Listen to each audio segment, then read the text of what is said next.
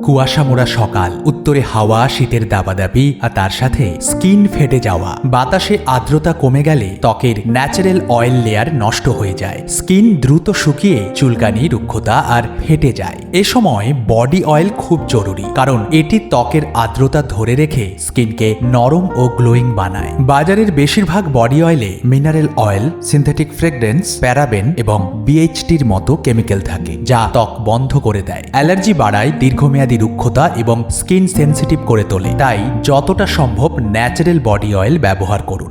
বাড়িতেই বানিয়ে নিন খুব সহজে। হাফ কাপ নারকেল তেল বা অলিভ অয়েলে 2 চামচ আমন্ড অয়েল, একটি ভিটামিন ই ক্যাপসুল ভেঙে দিন। সুগন্ধ প্রয়োজন হলে এসেনশিয়াল অয়েল মিশিয়ে নিতে পারেন। একটি বোতলে ভরে ভালো করে ঝাঁকিয়ে রাখুন। স্নানের পর ভালো করে মেখে নিন, অথবা আপনার স্কিন টাইপ অনুসারে বানিয়ে নিন স্ক্রিনে দেখে। প্রথম কমেন্টেও দিয়ে রাখলাম, নগরে পাঠান তাদের যাদের স্কিন ফাটে। আরও কোনো বিষয়ে জানতে চাইলে জানান আমায় কমেন্টে।